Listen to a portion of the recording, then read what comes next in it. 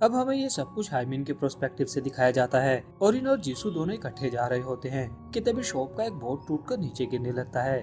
जीसू देखते ही ओरिन को कवर करता है तो ये बोर्ड आकर इसे लग जाता है। नेक्स्ट सीन में दिखाया जाता है कि ये इसे लेकर हॉस्पिटल में आ जाती है। डॉक्टर इसे बता रहा होता है कि इसकी चोट कुछ ज्यादा खतरनाक नहीं, लेकिन चोट सर पर आई है और ये फौरन से अनकॉन्शियस हो गया। कुछ टाइम लगेगा इसे होश में आने में। इसके बाद ओरिन सूजन को कॉल करती है और इससे एक फेवर मांगती है। सूजन कहती है कि बताओ क्या काम है। ये इसे बताती है कि मैंने एक वीडियो कैमरा शेल्फ पर रखा था। मैंने वो स्टूडियो के बाहर वाली शेल्फ पर रखा था, लेकिन वो मुझे मिला नहीं। सूजन इससे पूछती है कि तुम आखिर उस कैमरे के साथ करना क्या चाहती थी। अब सीन कट होता है और सूजन वापस स्टूडियो आती है। ये आते ही इन दोनों लड़कों से पूछती है कि भाई शेल्फ पर रखा हुआ कैमरा किसने उठाया। ये दोनों कहते हैं कि हमको तो पता ही नहीं। इस पर ये ने कहती है कि चलो फिर उसे मिलकर ढूंढते हैं। अब ये सब लोग मिलकर इस कैमरे को ढूंढना शुरू कर देते हैं। ढूंढते ढूंढते चायुन की नजर किमयोंग पर पड़ती है, जो जल्दी में कहीं जा रहा था। चायुन भी इसके पीछे हो लेता है। किमयोंग बैकयार्ड से बाहर निकलता है तो चायुन को यहाँ देखते ही डर जाता है। चायुन इसे पूछता है कि क्या तुम्हें कैमरा मिला, तो ये कहता है कि नहीं, मेरे पास तो नहीं है। चायुन उसके बदलते हुए बिहेव से समझ जाता है कि ये कुछ तो छुपा रहा है। दूसरी तरफ हॉस्पिटल में जीसू को होश आ चुका था और उन्हें से देखते ही खुश हो जाती है। इसके बाद ये दोनों आकर बाहर बेंच पर बैठ जाते हैं। जीसू फिर से बड़े प्यार से इसे समझाने की कोशिश करता है कि तुम बार बार पास को ट्रेवल मत करो। तो ये बताती है कि मुझे तुम्हारी बहुत फिक्र होती है, मैं तुम्हें खोना नहीं चाहती।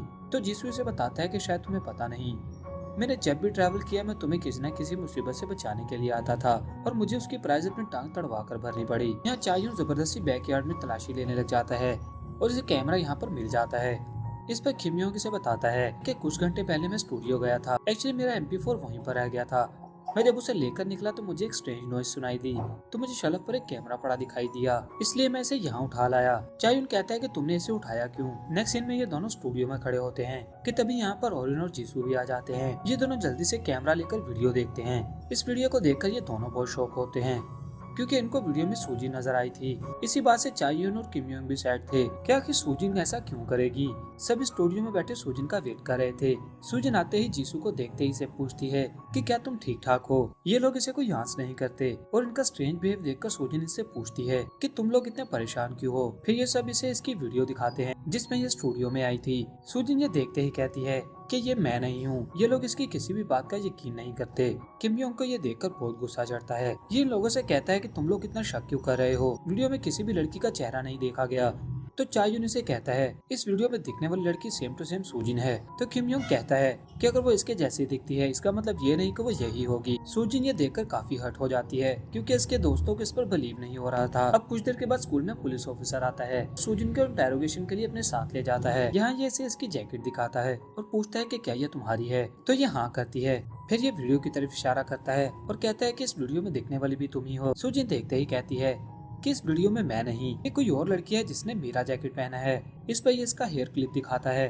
कहता है कि ये तुम्हारा खुद का बनाया हुआ हेयर क्लिप है, तुम्हारे अलावा इसे कोई यूज नहीं करता। सूजन इसे समझाने की कोशिश करती है ऐसा भी तो हो सकता है कि मैंने अकेली ने ऐसा नहीं बनाया। सूजन के पास कुछ खास प्रूफ नहीं थे, इसलिए अभी से कस्टडी में ही रखा जाता है। दूसरी तरफ हमें एक मेडिकल शॉप से हाइमिन निकलते हुए दिखाई जाती है जिसके हाथ में वही फोलिन एनेस्थीसिया था।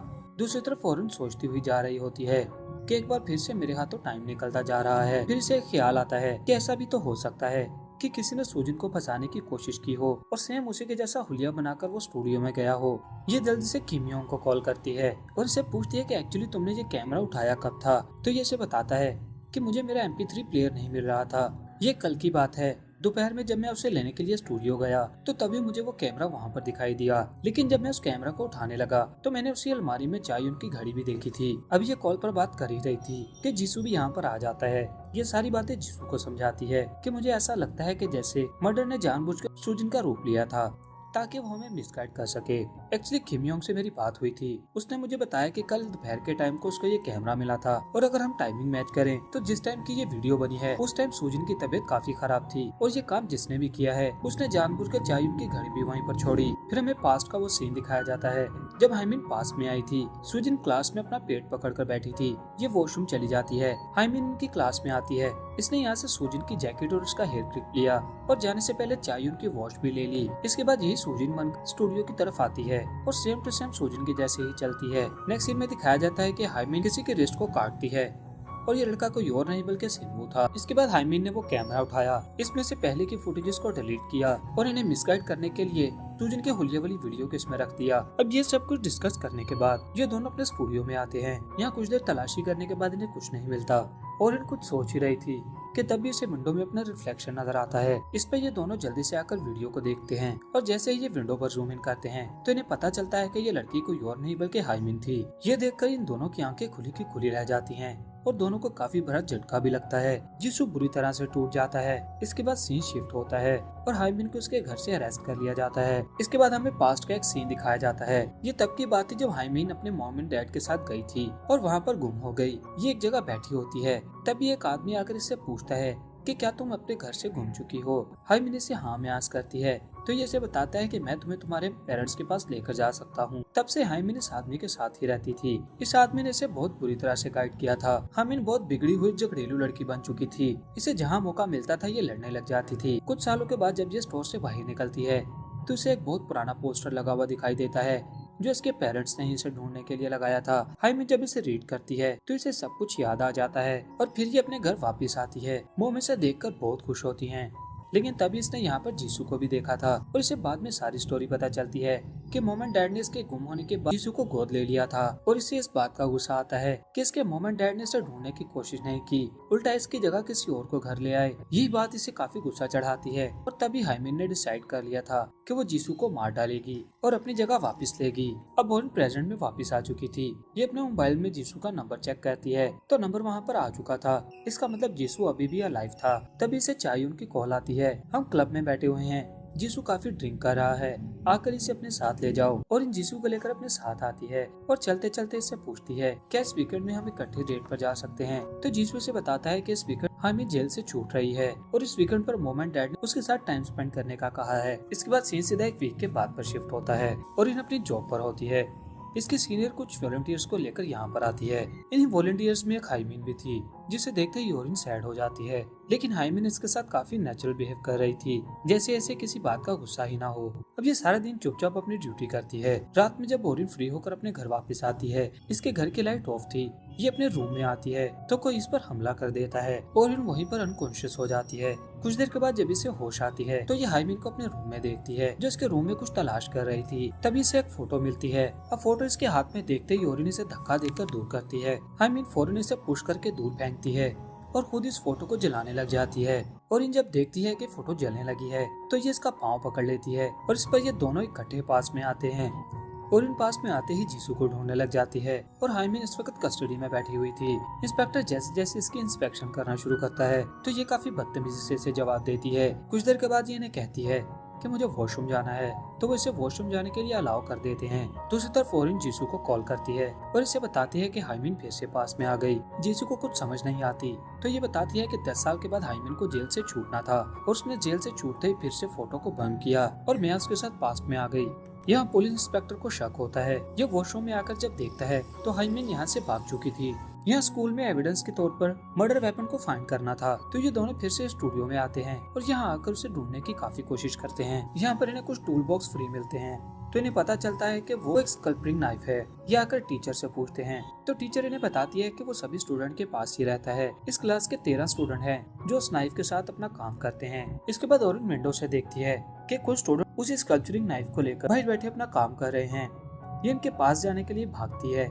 तभी इसे हाइमिन भी देख लेती है जो कि स्कूल में पहुंच चुकी थी। दूसरी तरफ जीसू स्कूल की छत पर आता है। तभी हाइमिन इसे पीछे हमला कर देती है और इसे इंजेक्शन लगाकर अनकॉन्शियस कर देती है। कुछ देर के बाद ओरिन जब ढूंढते हुए इसे टेरेस पर आती है। हाइमिन ने पहले ही जीसू को अनकॉन्शियस किया हुआ है और इसकी गर्दन पर नाइफ रखकर खड़ी थी। हाइमिन इसे कहती है कि मुझे वो मर्डर वेपन दे दो। अब जीसू की जान बचाने के लिए उस मर्डर वेपन को जमीन पर रख देती है और इसे कहती है कि प्लीज अब तो जीसू को छोड़ दो।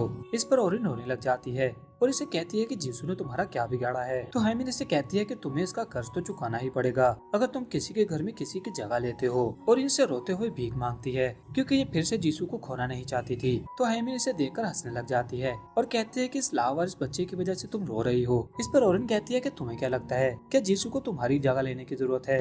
वो खुद तुमसे ज्यादा बेहतर है, उसकी अपनी भी वैल्यू है। इतने में जीसू को होश आ जाता है और ये हाइमिन को धक्का मारकर दूर करता है। हाइमिन फिर से इस पर वार करने लगती है तो ओरिन भागते हुए हाइमिन को पकड़ती है और ये दोनों स्कूल की छत से नीचे गिर जाते हैं। जिसू ये देखकर शॉक हो जाता है और ओरिन को लेकर रोने लग जाता है। अब इन सबको बताया जाता है कि हाइमिन की डेथ हो चुकी है। सुजिन भी ये बात सुनकर रोने लग जाती है। यहाँ किम योंग और चायुन भी इस बात को लेकर काफी सैड थे। फिर हमें हॉस्पिटल का सीन दिखाया जाता है। हाइमिन अभी डेड नहीं हुई थी, सिर्फ इसका ब्रेन डेड हुआ था। जिसू भी हॉस्पिटल में ही था। ये सुनकर इसे भी काफी बड़ा झटका लगा था। ये सोच रहा होता है कि गलती कहाँ पर हुई। फिर ये घर पर आकर अपनी कुछ फोटोज को ढूंढता है और कोशिश करता है कि इन्हें जलाकर ये फिर से पास्ट में जाए, लेकिन ऐसा कुछ नहीं होता। ये स्टूडियो में वापिस आता है। इसे कोई रास्ता दिखाई नहीं देता। ये जैसे ही सुसाइड करने लगता है तो इसे याद आता है कि इन्होंने जितने भी फोटोज को बर्न किया था उन पर डेट और टाइम लाजमी आता था। ये जल्दी से रील में उन फोटोज को चेक करता है तो इसे कुछ फोटोज मिलती हैं। ये जल्दी से उन फोटोज को बनाता है और फिर एक फोटो को बर्न करता है। बर्न होते ही ये फिर से पास में आ जाते हैं। इस पर जीसू को सब कुछ पता था। ये हाइमिन को ढूंढते हुए सीधा एक क्लासरूम में आता है। ये आते ही हाइमिन को समझाने की कोशिश करता है, प्लीज ऐसी हरकत करने से पहले अपने मॉम एंड डैड के अबाउट सोचो। हाइमिन को इसकी किसी भी बात का असर नहीं हो रहा। ये अपनी पॉकेट से इंजेक्शन निकालती है तो जीसू इसे मर्डर वेपन देता है। ये देखकर हाइमिन पागलों की तरह हंसने लग जाती है तो जीसू इसे बताता है कि ऐसा कुछ पहली बार नहीं हो रहा। मैंने फिर से एक फोटो को बर्न किया जैसे तुमने किया था, और जब भी तुम लोग आकर पास्ट को चेंज करते हो इसकी बहुत भारी कीमत चुकानी पड़ती है। ये सुनकर हाइमिन की सटक जाती है और ये कहती है कि मुझे कोई फर्क नहीं पड़ता, मैं तुम्हें और तुम्हारे सभी दोस्तों को मार डालूंगी। ये जैसे इस पर हमला करने लगती है तो जीसू इसे धकेल कर दूर फेंकता है। ये इसे अभी भी समझाने की कोशिश कर रहा था। हाइमिन इसे आर्ट स्टैंड मारती है। इस पर जीसू इसे मारने के लिए नाइफ पकड़ता है, लेकिन ये आधे में ही अपना हाथ रोक लेता है। ये हाइमिन को नहीं मारता, लेकिन हाइमिन अपना माइंड नहीं बदलने वाली थी। ये अपने पॉकेट से नाइफ निकालती है और इसे जीसू को मार देती है। नेक्स्ट सीन में ये हॉस्पिटल में होता है और ओरिन भी इसके पास थी। कुछ ही देर में पुलिस इंस्पेक्टर यहाँ पर आते हैं और ये कहते हैं कि सस्पेक्ट का कहना है कि वो अपना बयान तभी देगा जब तुम वहाँ पर जाओगी। इस पर इनके साथ इन्वेस्टिगेशन रूम में आ जाती है। हाइमिन भी वहीं पर बैठी हुई थी। ये इसे देखते ही कहती है कि मैं बस इंतजार कर रही हूँ कि कब मुझे जीसू के मरने की खबर मिलेगी। और इसे देखकर कहती है तुम तो एक साइको किलर बन चुकी हो। फिर ये बताती है कि जीसू ने बहुत कोशिश की। वो मुझे कहता रहा कि अगर तुम अपना बिहेव सही कर लोगी तो ऐसा वैसा कुछ नहीं होगा, लेकिन मुझे हर हाल में उसे मरते हुए देखना था। लेकिन एक मजे की बात यह है उसे कभी अपनी जिंदगी की परवाह थी ही नहीं। उसके लिए सबसे ज्यादा इम्पोर्टेंट तुम्हारा जीना था। इस पर ओरिन से कहती है कि जो कीमत हमने चुकाई वो कीमत तुम्हें भी चुकानी पड़ेगी। इसके बाद जिसे लॉकअप में ले जाने के लिए बाहर लेकर आते हैं। ये इंस्पेक्टर को धक्का देकर खुद रोड पर भागती है कि तभी एक गाड़ी आकर इसे टक्कर मार देती है और हाइमिन की वहीं मौत हो जाती है। यहाँ ओरिन हॉस्पिटल वापस आ चुकी थी। ये जैसे ही जीसू के रूम में आती है तो ये देखते हैं कि जीसू बिल्कुल ठीक ठाक और जिंदा है। ये इसे देखकर काफी खुश होती है और जीसू भी इसे देखकर काफी खुश था। इसके बाद हमें प्रेजेंट का सीन दिखाया जाता है जहाँ ये दोनों एक रेस्टोरेंट में बैठे हुए थे और इन्हें से एक गिफ्ट देती है। जीसू जब ओपन करके देखता है तो इसमें एक छोटी सी परफ्यूम की डिब्बी थी। जीसू को ये काफी पसंद आता है। फिर सीन कुछ दिनों के बाद शिफ्ट होता है जहाँ जीसू अपनी मॉम के साथ बैठा हुआ था। ये दोनों एक दूसरे को आमने सामने देखकर काफी खुश थे। सीन फिर से कट होता है। जीसू और ओरिन दोनों एक दूसरे का हाथ पकड़े पार्क में जा रहे थे। ओरिन इसे बताती है कि मैं अब कोई भी फोटो बर्न नहीं करना चाहती, क्योंकि उन फोटोज को बर्न करने के बाद मुझे बहुत सी मेमोरीज आई जिसकी वजह से मैंने बहुत सफर किया, लेकिन फाइनली तुम मेरे सामने जिंदा हो। इसके बाद ये दोनों एक दूसरे को अपना लव प्रपोज करते हैं और फिर इस ड्रामा की हैप्पी एंडिंग एक आखिरी किस पर होती है। I hope you all like my explanation, so please like share and subscribe for my channel and stay tuned for more updates. Please मुझे कमेंट करके लाजमी बताइएगा कि आप लोगों को किस तरह के ड्रामास पसंद हैं। I will make sure to explain for you.